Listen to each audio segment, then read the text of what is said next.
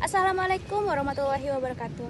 Halo, perkenalkan nama saya Mardiana dari kelas C dengan NIM 2501111000099 dengan mata kuliah Pancasila. Sini bahwa Pancasila itu adalah benar-benar satu dasar yang dinamis, satu dasar yang benar-benar dapat menghimpun segenap tenaga rakyat Indonesia, satu dasar yang benar-benar bisa mempersatukan rakyat Indonesia itu untuk bukan saja mencetuskan revolusi, tetapi juga mengakhiri revolusi ini dengan hasil yang baik. Maka aku adalah sebenarnya utusan, wakil daripada revolusi Indonesia. Revolusi Indonesia ini bukan revolusi Soekarno, tetapi revolusi daripada seluruh rakyat Indonesia, dari Sabang sampai Merauke.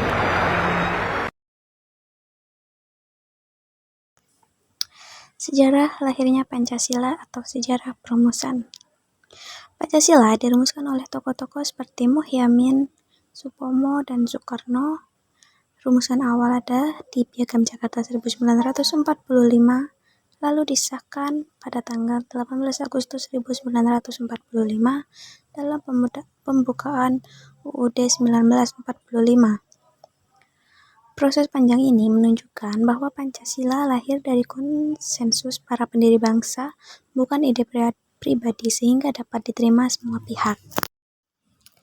Selanjutnya, Pancasila dan Bhinneka Tunggal Ika.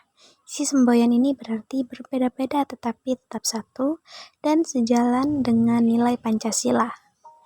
Yang dalam artian, Bhinneka Tunggal Ika menegaskan bahwa perbedaan adalah hal yang kodrati tetapi harus dipersatukan dalam kerangka bangsa. Fungsi Pancasila.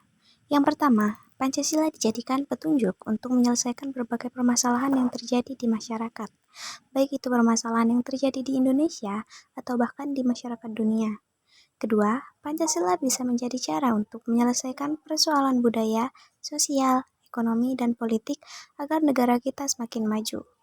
Ketiga, warga negara Indonesia jadi memiliki acuan untuk membangun dirinya berdasarkan apa yang menjadi cita-cita bangsa. Dan yang terakhir, Pancasila sebagai pandangan hidup bisa mempersatukan masyarakat yang memiliki latar belakang yang berbeda-beda.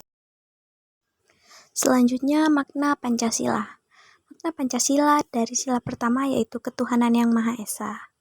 Sila pertama ini mengartikan bahwa kita sebagai warga negara Indonesia mempercayai dan bertakwa kepada Tuhan, yang disesuaikan dengan agama dan kepercayaan yang dimiliki oleh masing-masing orang.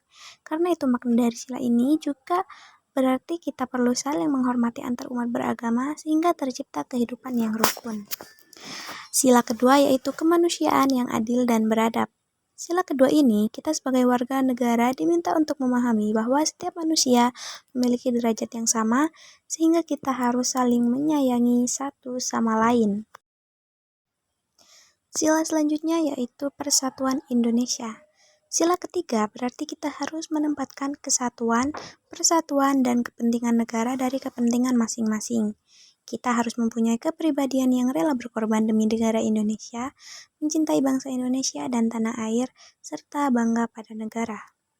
Sila keempat yaitu kerakyatan yang dipimpin oleh hikmat dan kebijaksanaan dalam permusyawaratan perwakilan. Sila keempat ini mengajak kita untuk tidak memaksakan kehendaknya pada orang lain dan mengutamakan kepentingan negara dan orang lain. Terkadang kita akan menemukan perbedaan pendapat dan cara pandang, namun kita harus menyelesaikannya dengan cara bermusyawarah atau berdiskusi. Dan yang terakhir yaitu sila kelima, keadilan sosial bagi seluruh rakyat Indonesia. Makna dari sila ini berarti mengembangkan perbuatan luhur dengan cara kekeluargaan dan gotong royong, selalu bersikap adil. Selain itu, kita harus seimbang antara hak dan kewajiban dengan juga menghormati hak-hak orang lain. Kesimpulannya yaitu, Pancasila adalah ideologi pemersatu bangsa yang lahir dari sejarah panjang perjuangan. Ia menjadi dasar negara, pedoman hidup, serta alat untuk mengelola keberagaman Indonesia. Tanpa Pancasila, keberagaman bisa berubah menjadi perpecahan, Dengan Pancasila, perbedaan justru menjadi kekuatan bangsa. Jika dikaitkan dengan situasi saat ini, dapat kita simpulkan pada Bhinneka Tunggal Ika, yaitu berbeda-beda tetapi tetap satu, yaitu sejalan dengan Pancasila. Penjelasannya yaitu perbedaan adalah kodrat, tetapi harus dipersatukan dalam kerangka bangsa. Namun, jika dikaitkan dengan kejadian 2025, yaitu pada saat aksi protes melibatkan berbagai kelompok dengan latar belakang dari sopir online hingga pelajar. Ini menunjukkan semangat persatuan.